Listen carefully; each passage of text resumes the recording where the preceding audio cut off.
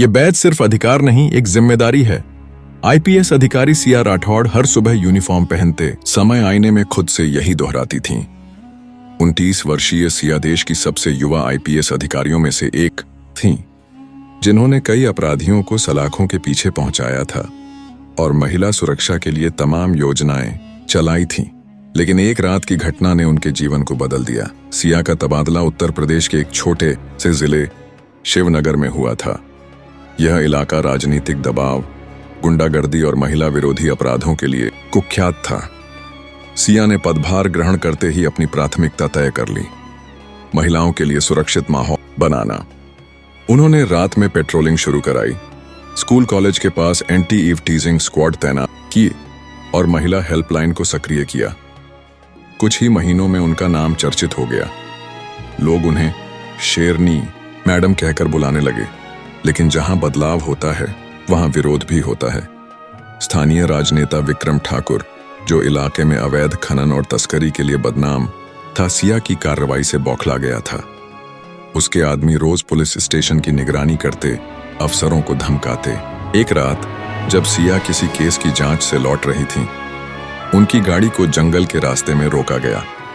उनके ड्राइवर और गनर को पहले ही बेहोश कर दिया गया था। सिया पर हमला हुआ, उनके साथ शारीरिक हिंसा की गई, उन्हें मानसिक और शारीरिक रूप से प्रताड़ित किया गया।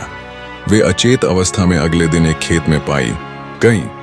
पूरी पुलिस व्यवस्था स्तब्ध रह गई। इस बार शिकार कोई आम महिला नहीं, बल्कि कानून की सबसे बड़ी रक्षक थी।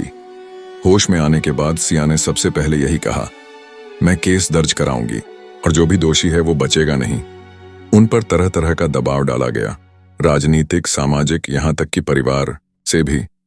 कुछ लोगों ने कहा, भूल जाओ, करियर बर्बाद हो जाएगा।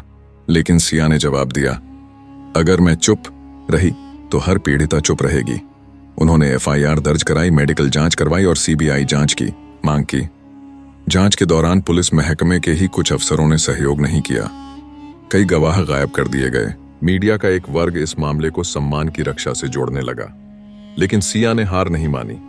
उन्होंने सुप्रीम कोर्ट में याचिका दायर की, दिल्ली के महिला आयोग से संपर्क किया। देश भर की महिला अधिकार कार्यकर्ता उनके समर्थन में सामने आईं। देश भर में महिलाएं सिया के समर्थन में सड़कों पर उतरीं। कर्स justice for Siya social media पर ट्रेंड करने लगा। हजारों महिलाओं ने सिया को प्रेरणा बताया। सरकार पर दबाव पड़ा। सीबीआई जांच शुरू हुई। 1 महीने के भीतर विक्रम ठाकुर और उसके 3 गुर्गों को गिरफ्तार किया गया। 6 महीने की लंबी कानूनी लड़ाई के बाद विशेष अदालत ने दोषियों को आजन्म कारावास की सजा सुनाई। जज ने टिप्पणी की, यह मामला सिर्फ एक महिला अधिकारी का नहीं था, यह पूरे समाज के आत्मसम्मान का मामला था। सिया ने घटना के 1 साल बाद फिर से अपनी वर्दी पहनी।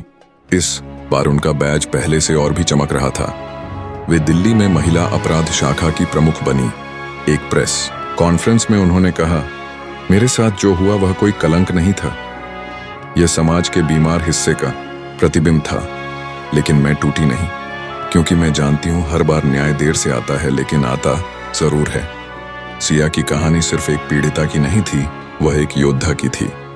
उन्होंने न सिर्फ न्याय पाया, बल्कि एक नजीर कायम की कि कोई भी कितना भी ताकतवर क्यों ना हो, कानून से ऊपर नहीं है। और अब जब भी वह आईना देखती है, वह खुद से फिर दोहराती है, ये बैज सिर्फ अधिकार नहीं, एक जिम्मेदारी है और मैंने निभाई है। ये कहानी सच्चाई पर आधारित नहीं है, लेकिन यह उन हजारों महिलाओं की प्रेरणा बन सकती है जो हर दिन अन्याय और हिंसा का सामना करती हैं। अगर आप या कोई और इस तरह की स्थिति का सामना कर रहा है तो चुप न रहें, कानून आपके साथ है।